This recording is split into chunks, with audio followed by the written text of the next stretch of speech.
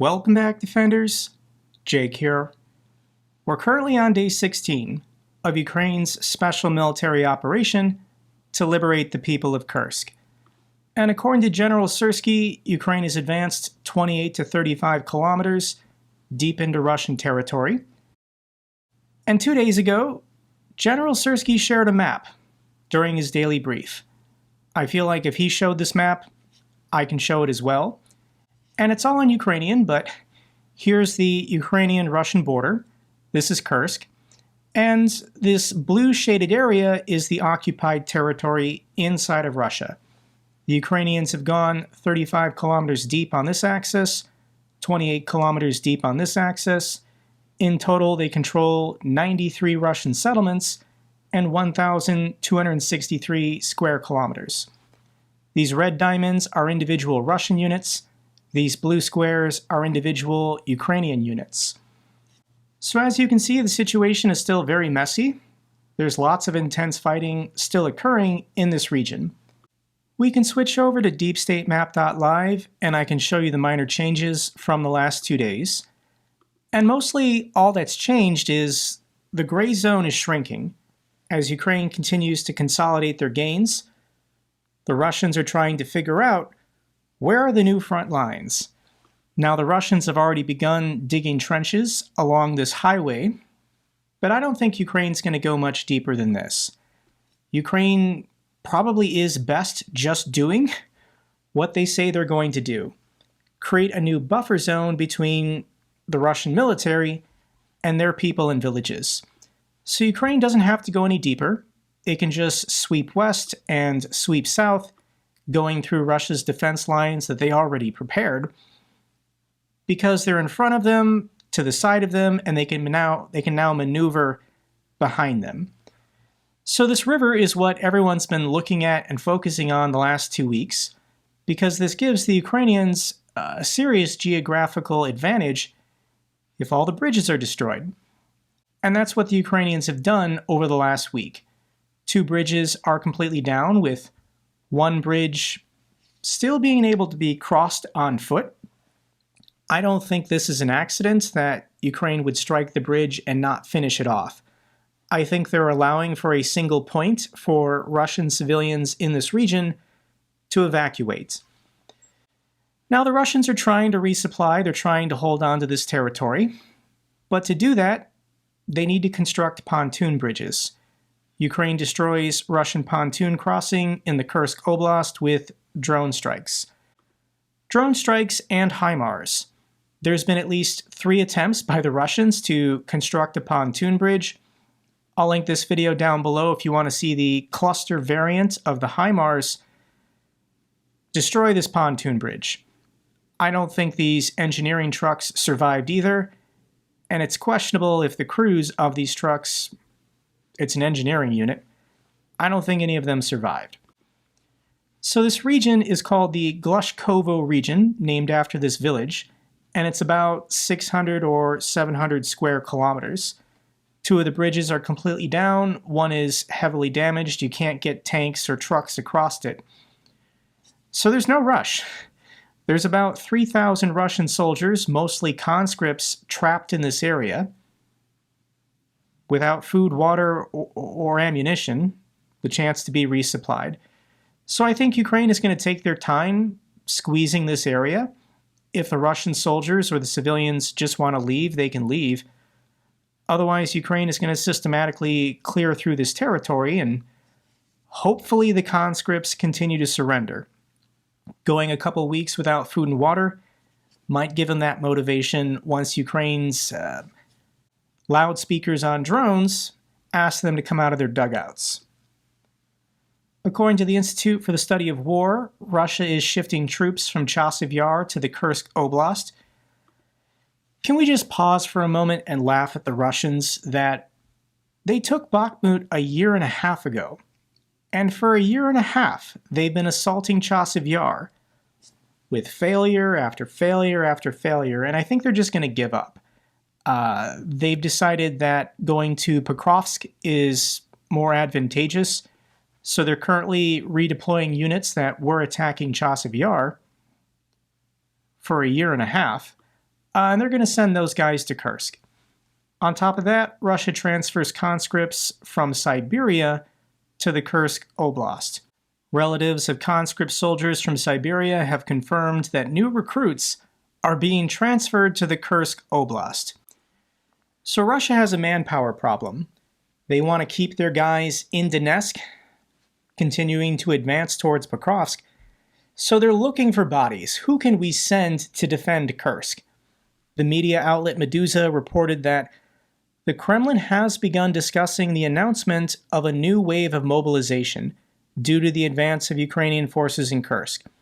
However, the Russian government and state-affiliated businessmen are opposed to mobilization, as it would deplete the economy of its remaining labor resources. Russia is struggling everywhere. Their aviation, their planes are falling out of their skies, trains derail every week, dams are falling apart, utility disasters are constant. And with all of these divisions, all of these aspects of the Russian economy, they're all saying they can't find workers. There's a lack of labor in Russia, as hundreds of thousands of young men have fled the country or been conscripted or have signed contracts. So mobilization would be of veterans. Technically, they're in the reserves, but if they wanted to sign a contract and go fight, they could have done it by now. So Russia did do a wave of mobilization, about 300,000 men in September of 2022. And they've been trying for almost 2 years to avoid doing it again because it's not popular and it economically hastens their downfall. The Kremlin knows this. So friends of the channel, Anders Puck Nielsen put out a video 2 days ago, I'll link it down below, talking about how there's 3 types of soldiers in the Russian military. There's the contract soldiers and the volunteers. There's the mobilized men. These are veterans who were pulled back in.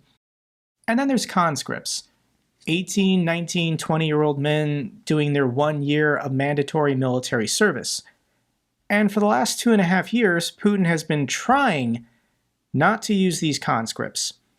It's not popular, they didn't volunteer, they don't have the best training or equipment, and you've seen how poorly they fight in the Kursk region. But there's 250,000 of them, and the Kremlin is now seriously considering forcing conscripts to fight, at least in Kursk. Are you willing to defend the motherland if you're not willing to go to Ukraine to fight and die for the empire? So let me show you the blowback. Let me show you the pushback from Russian parents. This is a Russian father and mother filming a video pleading with their government to expedite the return of their son. Their son was a conscript in a trench in Kursk who surrendered, and he's now in a POW camp. The parents have been notified. So the parents are freaking out, and they filmed this video saying, please put our son on the priority list to be exchanged for Ukrainian POWs. Мы, Безносикова Татьяна Григорьевна и Копылов Александр Геннадьевич, родители Копылова Вадима Александровича, 2002 года рождения. Наш сын попал в плен во время боев в Курской области в районе города Суджи. Служит в воинской части 12721, рядовой, стрелок 2-й роты 17-го батальона 488-й мотострелковой дивизии. Просим российскую сторону подать список на обмен нашего сына, ну и других срочников, находящихся в плену. Верните сына домой. To these Russian parents I say, if you want your son to live, stay in the POW camp. You're going to get 3 meals a day, a warm bed to sleep in. Russian POWs in Ukraine are being treated very well. Russian conscripts in a trench on the front lines are not being treated well by their own commanding officers. Obviously, there's a lack of information, a lack of belief, but I mean, if these parents want their son to live, don't return to Russia, because your military is just going to send you back to the front lines. So let me give you the counter argument, the counter debate currently happening in Russia of poor conscripts, we should get them returned, to F the conscripts, those guys deserve to die. So this is Mikhail Polnikov, a close associate of Gherkin. So this is a member of the Angry Patriots Club. He's a Z nationalist. And he's mad. He's mad that thousands of conscripts in the Kursk region laid down their arms and surrendered without a fight, saying basically we shouldn't try to get them back. Again, speaking of these prisoners who surrendered without a fight, I just saw our fortified area yesterday too. Well built, classy, luxury warfare. It doesn't look like it was defended in any way, so they surrendered it without a fight. And now the Ukrainian side will use the prisoners to return all the last of their Azov fighters who are held captive by us. I will say maybe an unpleasant thing for many people, especially for parents of these guys who are in captivity, but we shouldn't exchange them. We shouldn't, because they surrendered without a fight. Yes, now someone may reproach me, you are a couch warrior. How can you say that? If you were in their place, I could have been in their shoes. I can actually talk about it.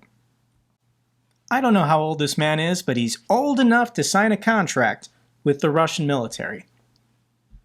This man's a coward. All of these Z-patriots and ultra-nationalists are cowards. From their couches and computers at home, they spread hate, they spread vile, and they root for the death and capture of their own soldiers for not performing up to their expectations of the glorious Red Army. Russian forces bombed their own villages. Russia dropped 27 guided bombs on its own territory in just a single morning. So this is the level of discourse on Kremlin State TV. Natalia Narochinskaya wants to carpet bomb Kursk. They want to carpet bomb their own people still remaining in the occupied territories and their own cities. Yeah, I think Russia's going to do this. Russia doesn't care if their own civilians die. They don't care if they destroy their own cities. I do want to say one thing about carpet bombing. Anyone who says we should carpet bomb this or that is an idiot, because carpet bombing is no longer possible. Carpet bombing is using dumb or gravity bombs to blanket an entire area with explosives. But to do this, you have to fly directly over that area. Russia's aviation can't do this because there's this thing we've invented since World War II called anti-air defense systems. So it's not possible to carpet bomb a country that has air defense systems. In order to heavily bomb all this area, they'd have to use expensive ballistic missiles or much cheaper guided bombs, but the cheapest option is just artillery, and that's what the Russians are going to do. They're going to use North Korean artillery to destroy all their own villages to try and get them back. And I can share these videos, I'll link this one down below, of Ukrainian defenders trying to help these Russian people trapped in this occupied territory. They didn't want to leave their homes, and they're trying to give them food and water, they're trying to be kind to them, but over the next couple months, the Russian military is coming for this territory, and they're just going to kill all their own people and destroy all their own cities. The Kremlin is trying to convince the public that Ukrainian troops on Russian soil is just the new normal. Ukraine controls 92 settlements and 1,200 square kilometers. Okay, well, that's just the new normal here in Russia. Rather than threatening nukes, the Kremlin is spinning Ukraine's counter-invasion as the new normal. Russia's red lines are, as ever, an empty bluff to scare Westerners. Anyone still blocking Ukraine's use of Western weapons against military targets on Russian territory has no excuses left. I know a lot of people are frustrated with Jake Sullivan in the United States right now for example, restrictions on ATACMS being used, but I don't talk about it in my videos because I don't think the policy is going to change prior to the November election. We've got 72 days left here in the United States to get through our election. once the election is over, I think there might be some policy changes, and the Biden administration is willing to take more risk. But for 72 days, nobody in the United States wants to change anything that might give an advantage to Donald Trump. If something spirals out of control or there's an international incident, Donald Trump will just lie about it. He'll blame the Democrats, and you guys know my politics by now. It's a balancing act. Putin seems intent on dealing with anything other than Kursk. Nero fiddled while Rome burned. A review of the Russian president's official website shows his week was focused on mundane routine rather than the fighting on Russian soil. So part of Russia, a nuclear superpower, is being occupied by Ukraine, and Putin's not talking about it. He doesn't want to have any more meetings with his military commanders. Putin meets Azerbaijani president in Baku to strengthen ties in the region.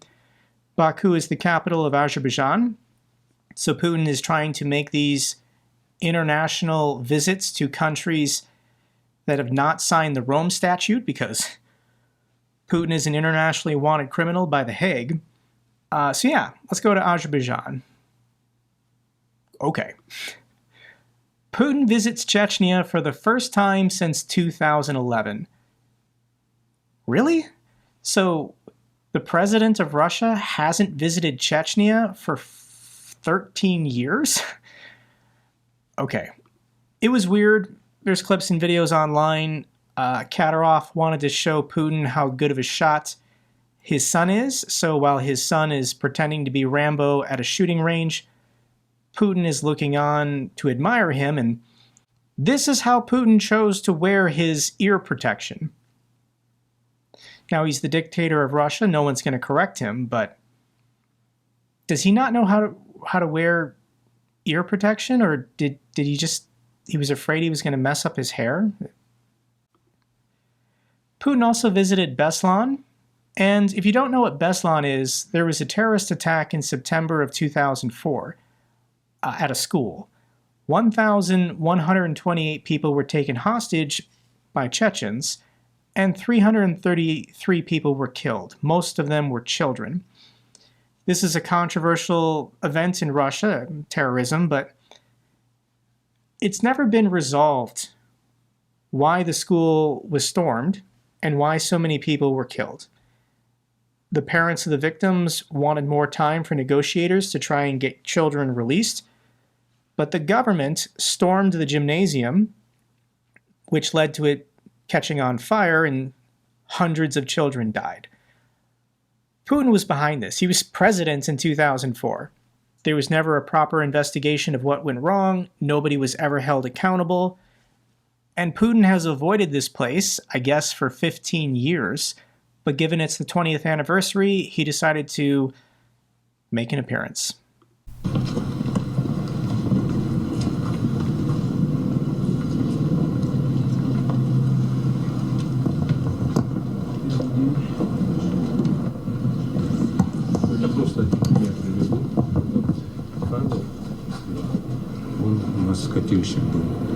These hundreds of Russian families and children's, they're victims of terrorism, of course, but they're also victims of their government and Putin, who handled this situation and once again just murdered his own people.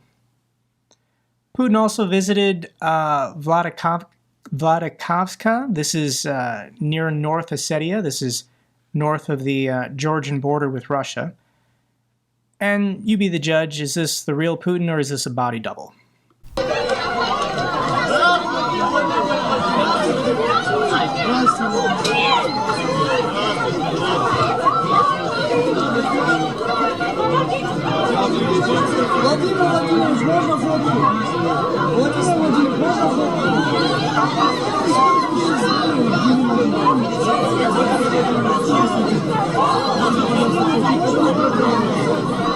It's either not the real Putin, or all of these people are, FSB agents or the children of FSB agents.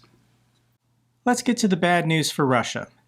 Ukrainian long-range drones blast and set ablaze a Russian military airfield along with their fuel and ammo dumps. 2 Russian Air Force attack squadrons were deployed to this airbase, and there are videos from a distance of the base on fire. This is the Russian military airfield's Marinkova. This is in the Volgograd region, 440 kilometers from the front lines. And as of this morning, we did get the satellite images. This is the before. These satellite images are from the 19th of August. You can see there's planes parked, there's hangars protecting the planes. And here's the after. All of this black is grass or fields that have burned. We can switch over and you can see where the drone struck. They hit both the ammo depot and the fuel depot, making the fire even bigger. But yeah, I'd say some planes were lost in this attack. We don't have any on-the-ground pictures or videos from Russian soldiers yet, but this looks pretty bad. Ukrainian intelligence reportedly strikes a Russian airfield again, destroying 3 aircraft, this time in Savazlayeka. This is originally from August 16th, but it's been attacked numerous times. But it's been confirmed that 1 MiG-31 and 2 Ilyushin 76 aircraft were destroyed. This is an airfield located east of Moscow. And there is a video showing drones striking the planes. If you want to see it for yourself, I'll link it down below. Ukrainian military hit a Russian S-300 air defense system in Rostov. Once again, a video from the distance. I'll link it down below if you want to see it. Do you remember that oil depot that's been on fire for like 3 days? It's still on fire. I think we're on day 5 now, but for sure on day 4, it was still on fire. And these containers with oil apparently were all full. One catches fire and then slowly weakens and cooks the next one. So it's kind of like this popcorn effect with each one of these oil depots occasionally going off. I guess the Russians can't isolate them or put this fire out at all. There's videos. I'll link it down below if you want to see more of this oil facility. It's been burning for like 4 or 5 days now. So, the Russians are so desperate to put out this fire, they're sending priests to say a prayer. I guess the fire will just go out on its own. I'll give you an update in 2 days if the fire is still going. Russia's new gas pipeline to China reportedly falls through. Mongolia was planned as a transit country for Russia's Power of Siberia 2 gas pipeline, but China did not include it in the project in its development plans through 2028. So I get a smile every time the Chinese stab the Russians in the back. These two are not real allies. And for the last 2.5 years, the Russians have been desperate. Their number one priority was getting this gas pipeline from their gas fields to the Chinese. If they can get a pipeline that can support the export of gas, then they don't have to cool it and put it on tankers. That's LNG. They don't want to do that because that's more expensive. So all of Russia's pipeline infrastructure went west to Europe.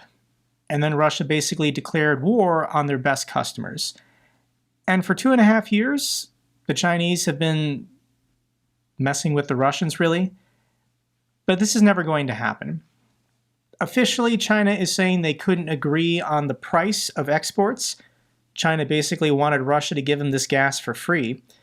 But Russia wants China to finance the pipeline, and Chinese banks don't want to touch this pipeline because they don't want to be implicated in Western sanctions. So this pipeline's not happening. Russia's going to have to collapse first, and there's going to have to be a revolution with a change in government before China ever helps build this pipeline. Let's get to the good news for Ukraine. The Czech Republic to use income from frozen Russian assets to buy ammunition for Kyiv. This is the Czech Artillery Initiative, and they're finding a way to pay for it with frozen Russian money. Canada allocates over $7 million for return and reintegration of Ukrainian children. Thank you so much to the people of Canada. The UN High Commission for Refugees has allocated $30 million to support Ukraine's frontline areas. I don't say this often, but thank you so much to the UN. Netherlands to buy over 50 drone detection radars for Ukraine. Thank you so much to the wonderful people of Holland. All right, let's give an update on the fundraiser. If you've not seen any of my videos from this week, we're doing another fundraiser. I'll link the launch video down below if you want to see it for yourself. I'll give a more detailed explanation in that video. But we're currently on day 4, and we're at $593,654.06. Thank you guys.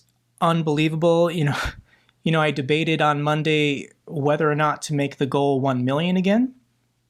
For our birthday fundraiser in May, we fundraised almost 1.2 million. I believed in you guys. I knew you could do this once again. Your compassion, your generosity, your engagement. I know not everyone can donate. That's okay. If you're staying informed, if you continue to support Ukraine, if you want to give this video a thumbs up or a nice comment, it helps in the algorithm. But I think we're going to hit 1 million. I think by Friday or Saturday or Sunday, we'll get there. So I appreciate everyone who's donated. If you want to go for the patch, you can go for the patch. We are bringing back the birthday bro patch if you want to get that patch instead of the current one. The current one, the theme is 1,000 Days of War. So if you haven't kicked in and you want to kick in $5, you can be a part of this. And I just want to share a message from a Ukrainian defender. This guy is from the 23rd Separate Rifle Battalion. He picked up one of our trucks. This is JakeBro truck 022, and he picked it up last weekend. This is his message and his thank you for our channel and everyone who donated. Hello Jake, my name is Juan, my nickname Krasava, I am a sergeant from 23rd Separate Battalion. I want to say thank you for you and for your all subscribers for this beautiful car. This pickup will help us on our direction to evacuate our guys from positions, for logistics and for bring ammo to positions. Your help for us very important. Thank you. Glory to Ukraine, Slava Ukraini. These trucks save lives, and they make the lives of Ukrainian defenders much easier with rotations and supply runs. So this was the 23rd Separate Rifle Battalion. They got a truck from our last fundraiser. This is a video from the 67th Brigade, and they're going to be getting a truck from this fundraising campaign. Друзі, всім привіт! Ми бійці 67-ї механізованої бригади батальйону безпілотних систем. Хочемо звернутися до всіх небайдужих, а також до JakeBro і його підписників, а також до наших друзів з фонду нафо з проханням допомогти нам в придбанні 2 машин – пікапа і автобуса. Поза як підрозділ наш збільшується, а специфіка роботи передбачає дуже велику кількість майна та обладнання, яке треба якось перевозити. Наразі інтенсивність бойових дій дуже велика і ми не обходимось без втрат. Тому також хочемо звернутися з проханням в придбанні додаткових коптерів. Дякую всім, разом до перемоги і слава Україні! Героям слава! So the link to donate, I'll put in the pinned comment and the top of the description. Once again, guys, if you just want to kick in $5, we can supercharge this and we can get this $1 million fundraiser completed by this weekend. Thank you so much, everyone. I really appreciate your support. I really appreciate your engagement. That's all for this update video. Glory to Ukraine, glory to the heroes. If you found this video informative, give me a thumbs up. Best way to support the channel. Comments and questions, let me know down below. I love hearing from you guys. Till the next video, keep defending the truth, keep defending democracy.